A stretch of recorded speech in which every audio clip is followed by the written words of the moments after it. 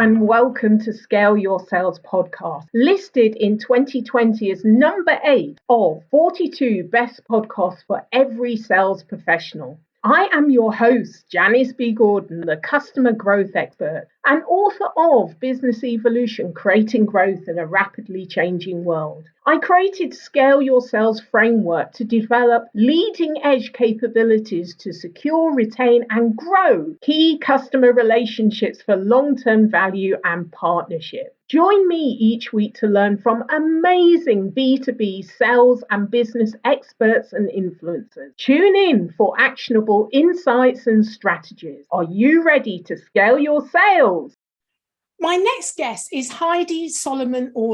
She is an award-winning BPO industry veteran with over 30 years of global sales and executive leadership experience. Heidi currently serves as VP of Global Sales for VXI Global Solutions, a $625 million multinational outsourcing company. She's also founder and CEO of Girlz Who Sell and Girlz Who Sell Empowerment Fund, which is a non-profit organization. The Girlz Who Sell companies are committed to closing the gender gap in B2B sales, to building the largest pipeline of diverse early stage talent, and to offering training, scholarships, mentoring, and career placement for college and high school age young women interested in a career in sales. It is my great pleasure to interview and welcome to Scale Your Sales podcast, Heidi Solomon. Oh my goodness, Janice, that was such a nice introduction. Thank you so much for having me. It's wonderful, and there's so much that we need to get into. But first of all, let me ask you more about your inspiration to setting up Girlz Who Sell. Yeah, that's a great question. So as you mentioned, I've been a 30 plus year business to business sales veteran. I guess I'm showing my age a bit, and I've always been somebody who was focused on mentoring and sponsoring and training young women. I've been passionate about trying to build the next generation of B2B leaders because, frankly, when I started in sales 30 years ago, it was incredibly male dominated. I was frequently the only woman at the table. There weren't a lot of female mentors, some, and I've had a few great ones, and I've had a few great male mentors along the way as I've progressed on my own leadership journey. But I always really wanted to support other women as they began to think about a career in sales. But fast forward 30 years, and I had come across an article, that a Harvard Business Review article, actually. Anybody can look it up. It's called "Why Women Are the Future of B2B Sales." And so the first thing that struck me is, why the future, right? Like, I knew so many fabulous women that were in B2B sales, and I had been in B2B for a long time. So I started to really peel back the onion on that and realize that women were still incredibly underrepresented in sales. Women in general only represent about 35% of individuals who are in complex, high-value B2B sales.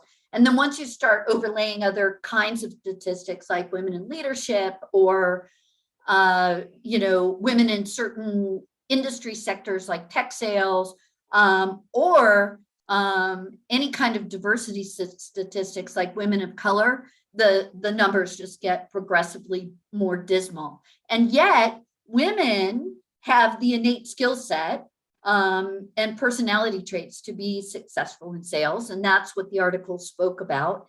And we're better at it, right? Like, we outproduce our male counterparts. So if we, if we have the skill sets and we're better at it, why are more women not in, in sales? And so Girlz Who Sell was born, and, that's really my life's mission, is to try to close the gender gap and move the needle so that we can get more diverse representation.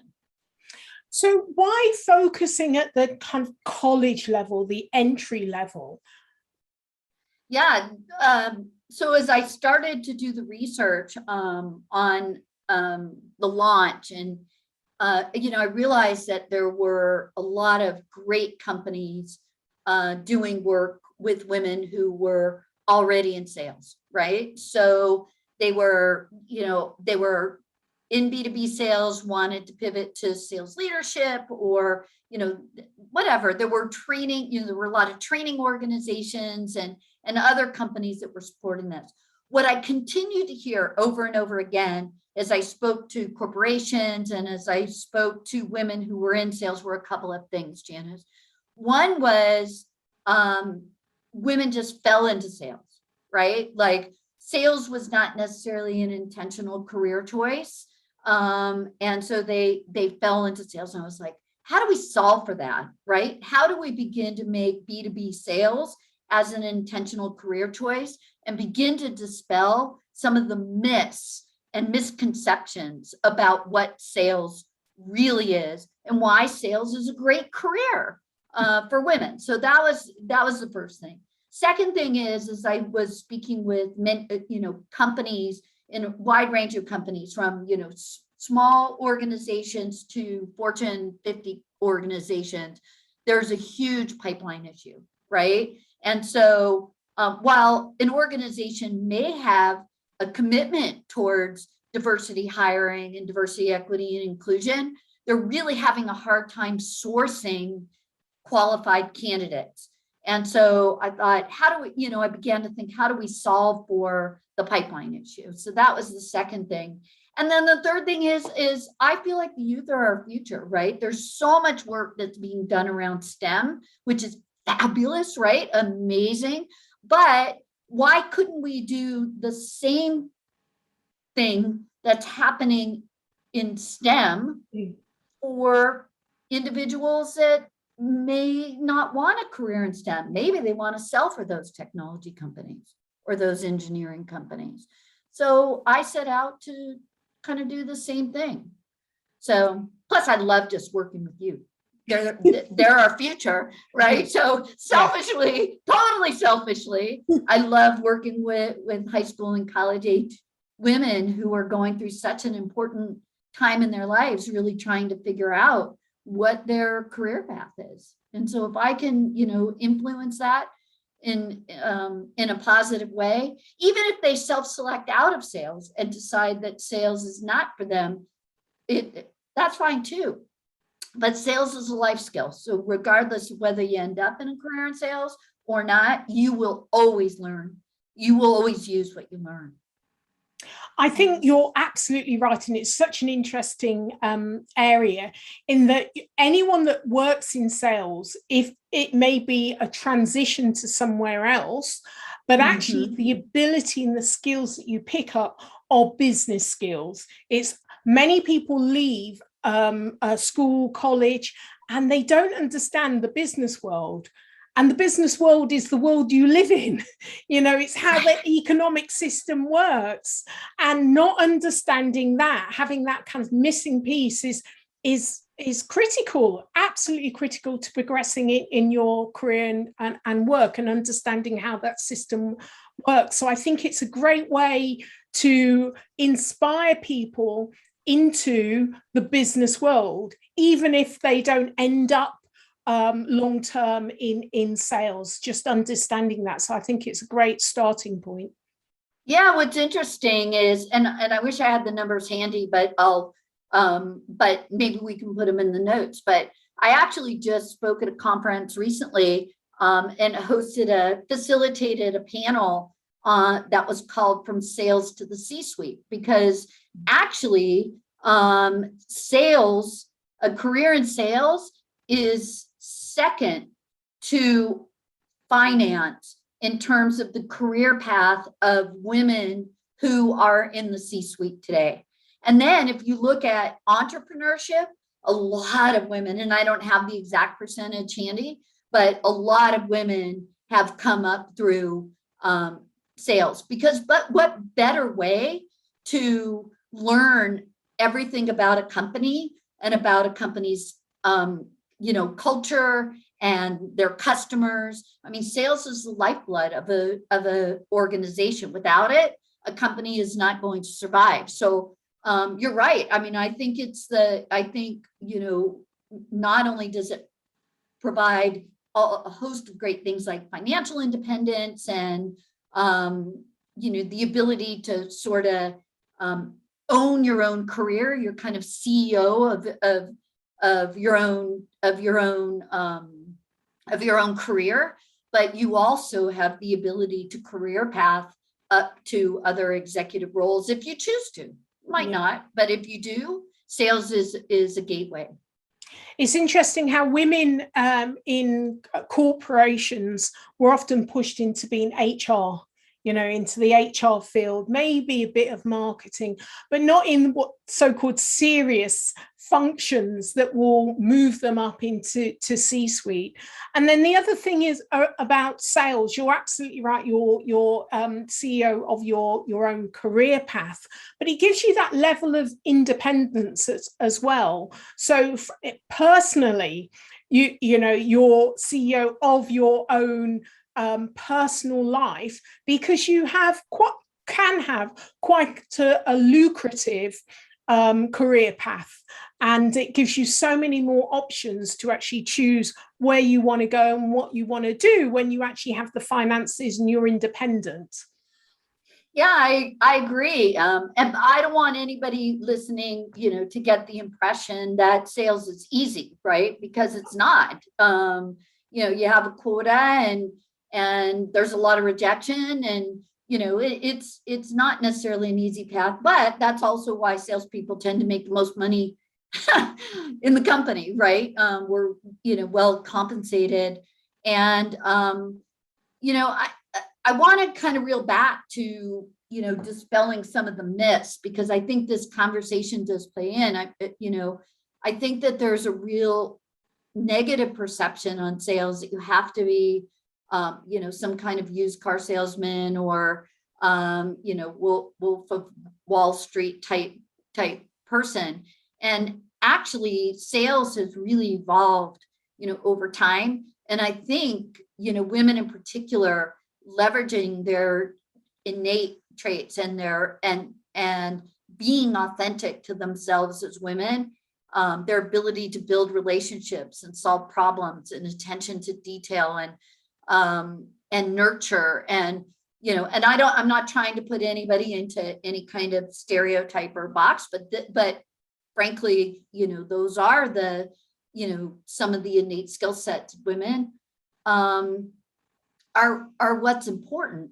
And I think B2B sales has really evolved over time. So it's just time to put those myths and misconceptions into a box and reposition sales. Yeah. And would you agree? Yeah, no, I'd absolutely agree. I think that the way that B2B sales is evolving, like, it's a global business. So much of it, the information that our buyers gather is online.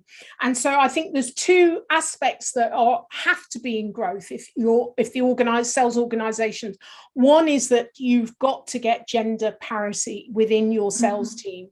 And two, because of the global aspect, you have to get diversity within and not just the token. I always say to organizations, whether it's in every level of management, leadership, C-suite, you need three. Three is your number, not token one, because that's how it works well together in terms of building a consensus and having enough a strong enough voice and power. So you need to get, enough of a critical mass at all levels with that kind of diversity and more going forward. So I absolutely agree with you. But I'd like to find out more about your training program, ExploreSales. I know that you're working on that and that's launching in October. So tell me about what's the impetus behind that and how it's going to be launched.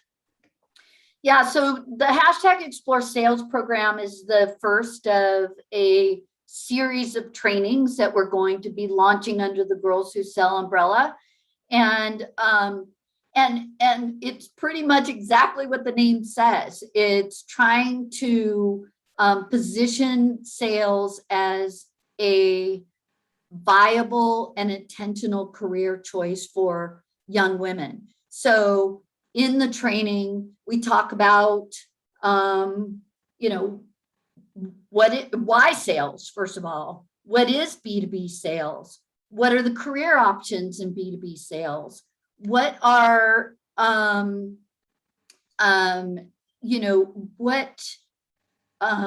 are women good at sales, right?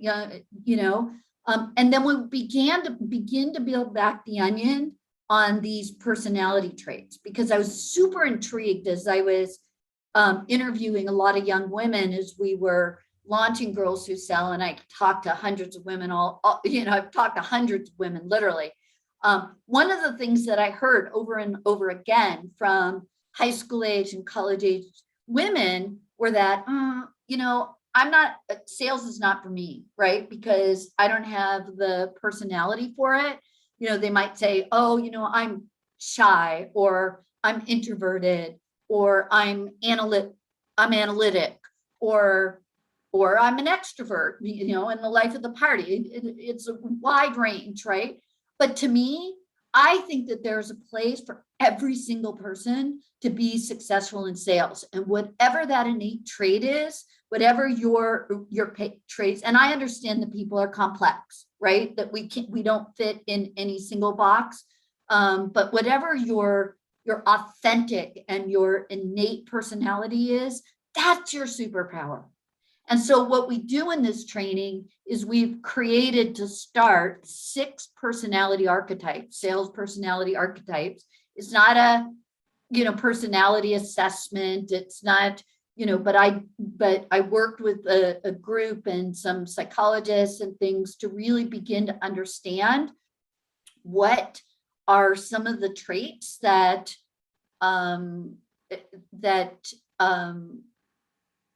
can be leveraged to be successful in sales. So we have, for example, the activist, the creative, the thinker, the rock star, the listener, the driver.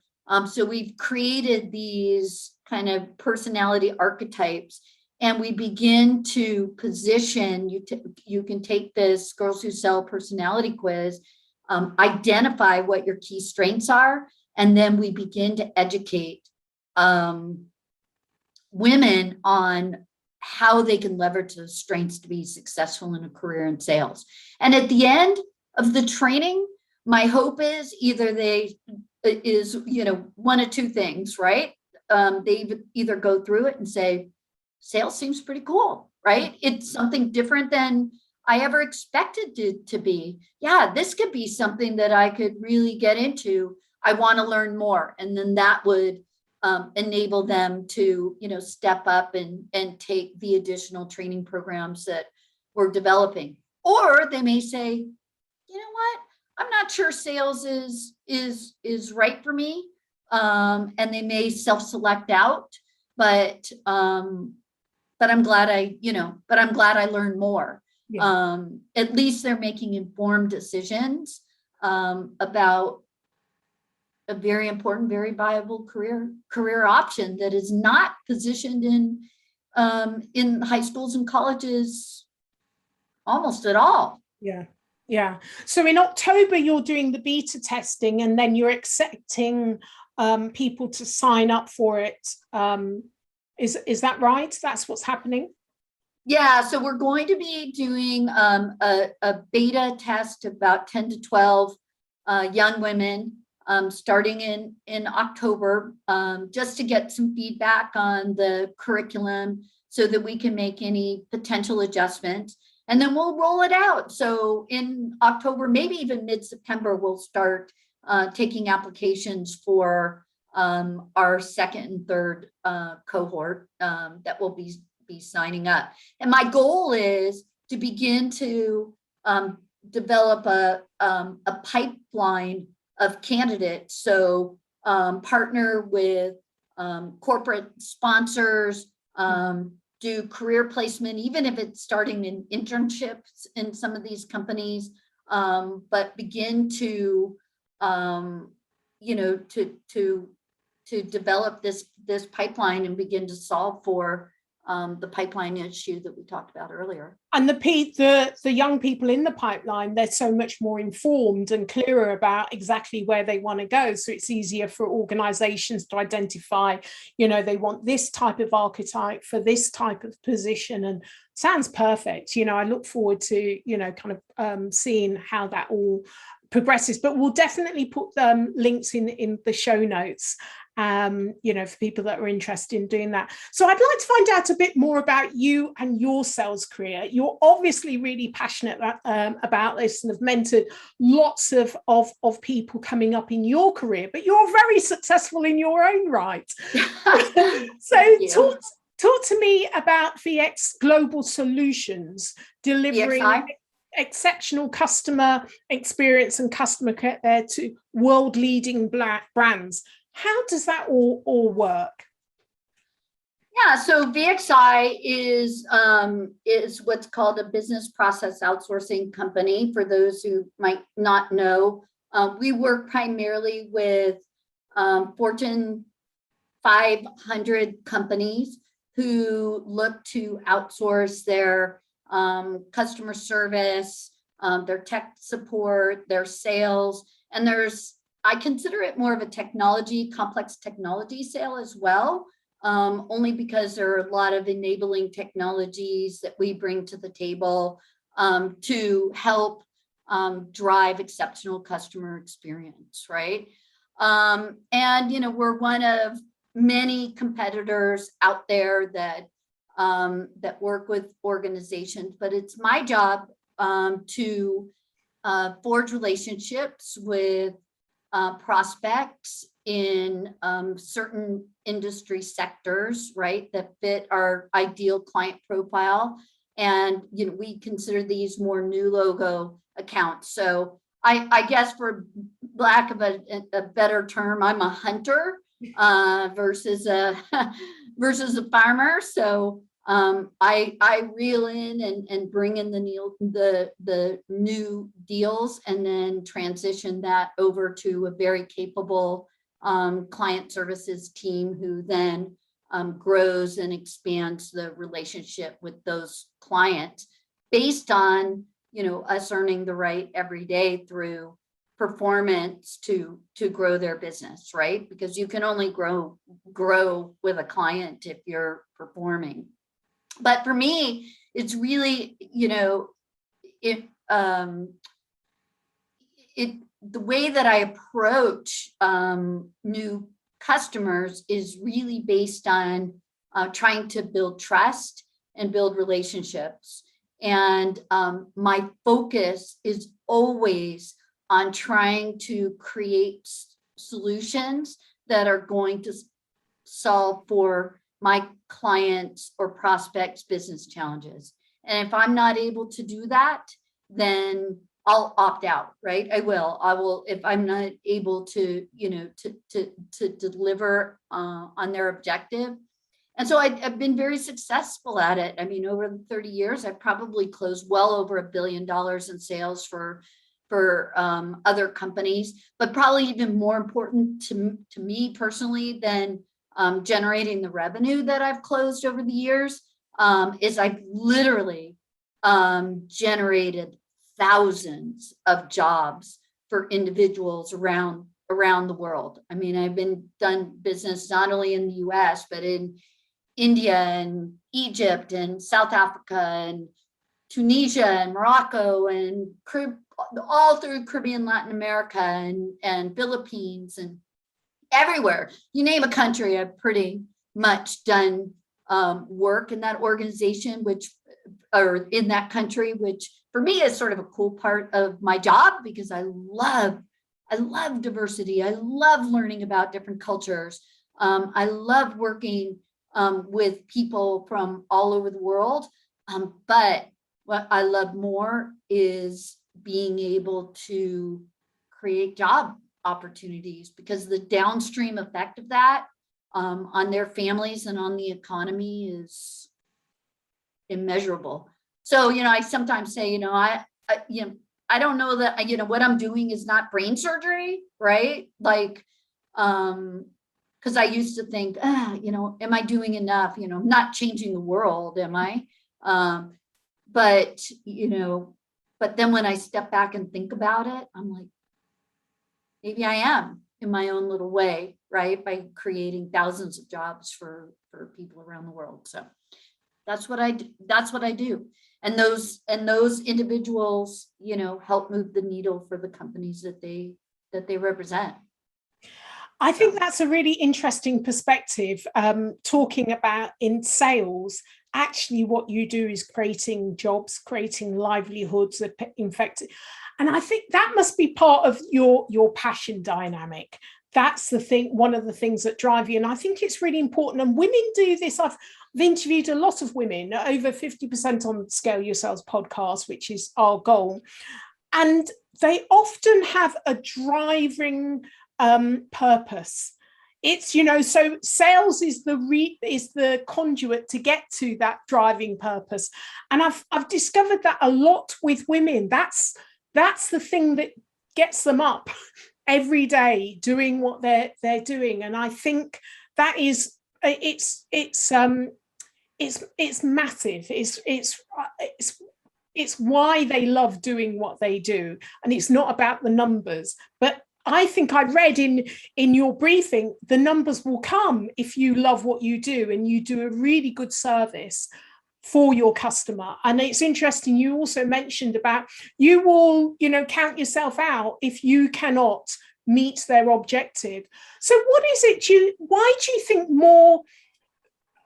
why isn't it that more sales organization doesn't have that as part of their ingrained methodology of the way they do things around here, as opposed to show me the numbers? Because Wall Street and, they have to deliver to Wall Street, right? And at the end of the day, it's all about, generating revenue and making a profit. And I guess, there are job reports and things, but I don't know that individuals, or CEOs of companies are necessarily held as accountable for creating job opportunities as they are as making people money, right? And so there's probably just a breakdown. I mean, maybe that's a terrible thing to say, but I do think that's what the focus is. And don't get me wrong, I mean, I'm pretty competitive. Like I don't think in my 31 years of sales, I think there's maybe been a year that I didn't make my number, maybe. And I probably came pretty darn close.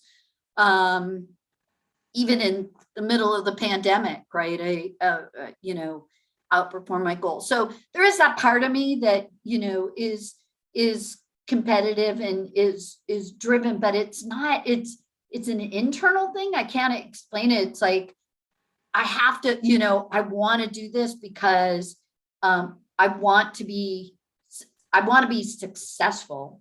But you're right. I mean, I think that if you do, and I said it in the briefing, right? If you do the right thing for your company and you do the right thing for your client or prospect, and you do the right thing for your family and the right thing for your community, the numbers will come. Any salesperson that is hyper focused on quota, they'll fail.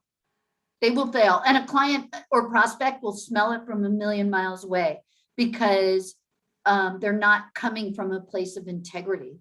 They're not coming from, I want to do the right thing and create the, a solution that's going to work for you and help solve your business challenge. They're coming around, I got a number to meet this quarter. And,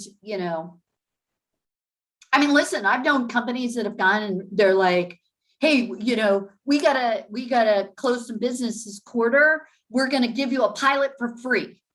Yeah. As long as you promise to roll out.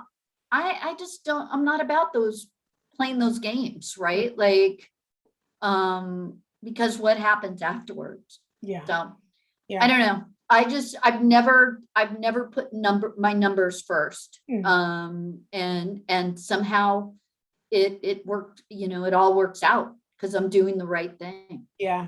And I think that's a great place to leave it. It's always do the right thing. So right. Heidi, how can listeners get hold of you? So the best way, I guess, is you can always go on the Girlz Who Sell website and go to our info at girlzwhosell.com if you want to learn more about our company and our training programs and our new nonprofit that we just launched, which is going to be providing scholarships to young women in underserved and underrepresented communities. You can also just reach me directly at Heidi at girlzwhosell.com. And feel free to connect with me on LinkedIn. I'm very accessible. And follow us on social. You find Girlz Who Sell. That's girls with a Z, by the way, GIRLZ. Yeah. Who Sell.